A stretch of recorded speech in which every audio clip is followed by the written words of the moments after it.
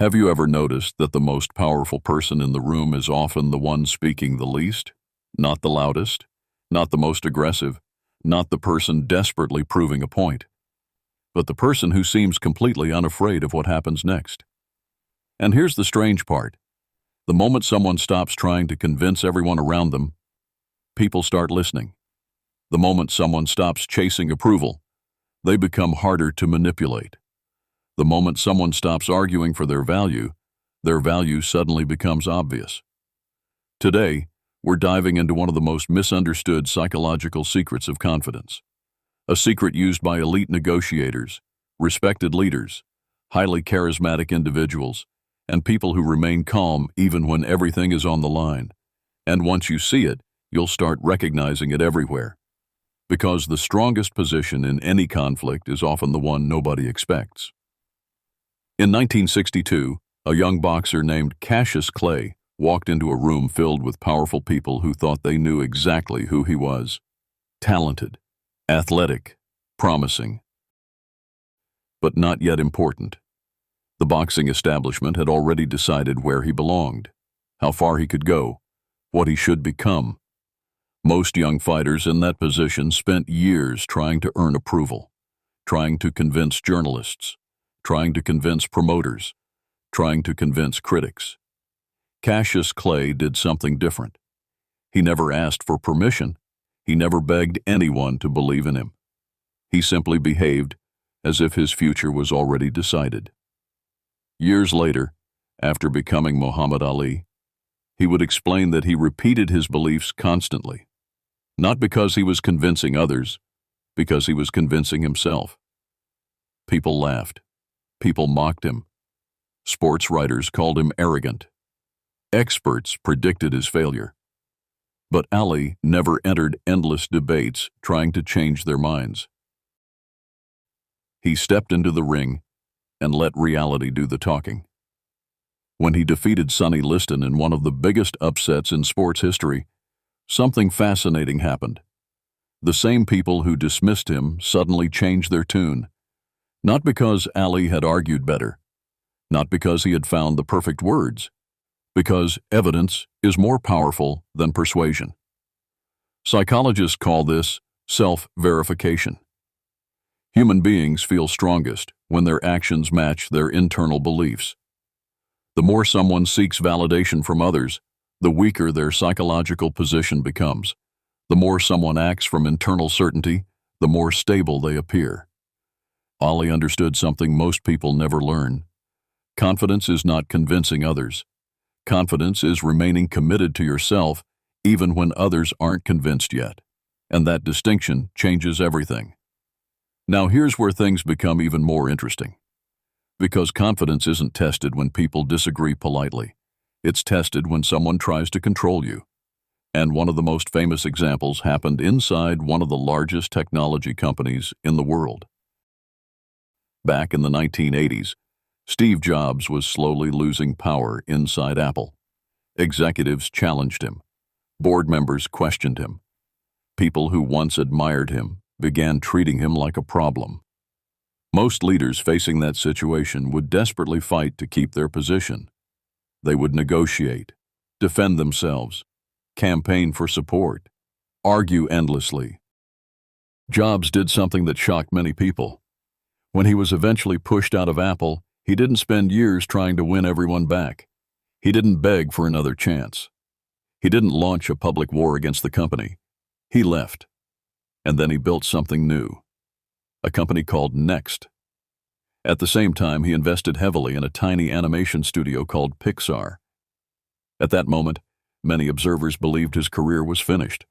The safe move would have been convincing everyone that Apple had made a mistake. Jobs focused elsewhere.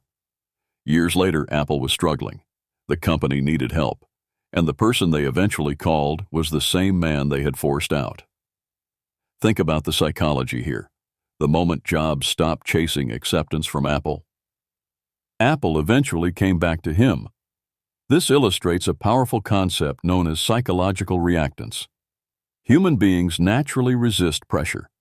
The harder someone pushes us to agree, the stronger our resistance often becomes. This happens in relationships.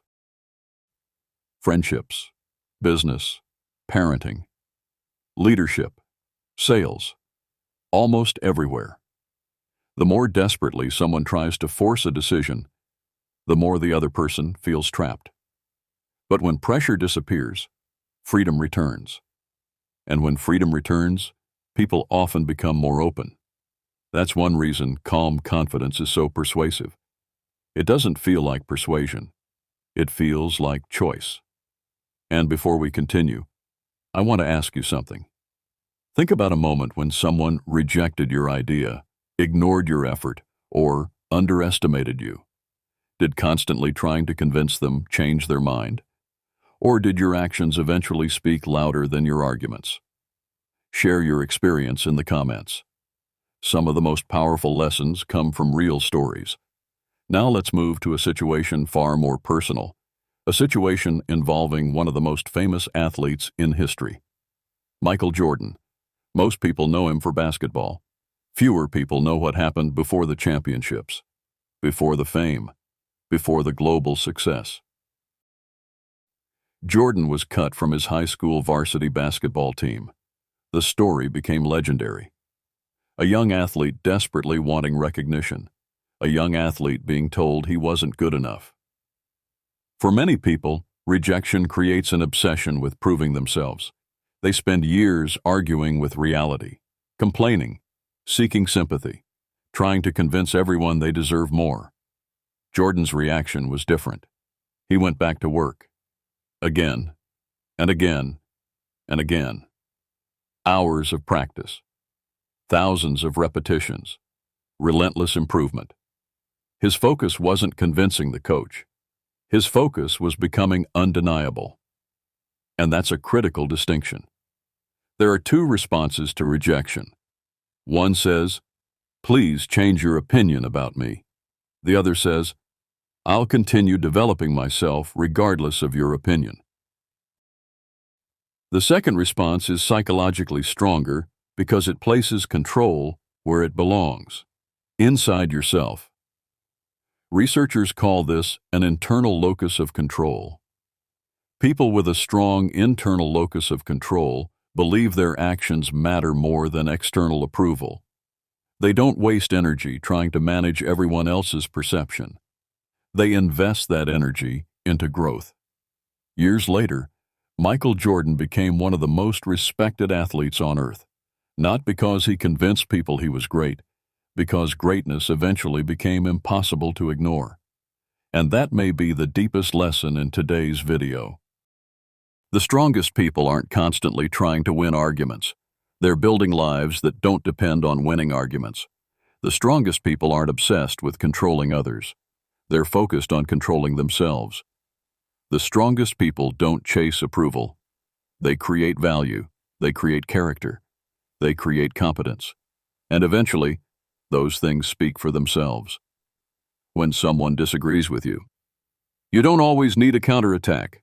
When someone underestimates you, you don't always need a defense. When someone chooses a different path, you don't always need to stop them. Sometimes the most powerful response is surprisingly simple. Respect their choice. Make your choice. Continue forward. Because the need to convince often comes from fear. Fear of losing. Fear of rejection, fear of being misunderstood. But real confidence emerges when those fears no longer control your decisions. And once that happens, something remarkable occurs. You become harder to manipulate, harder to intimidate, harder to pressure, and much easier to respect. The next time someone challenges your worth, pay close attention to your first impulse. Is it to convince? To defend?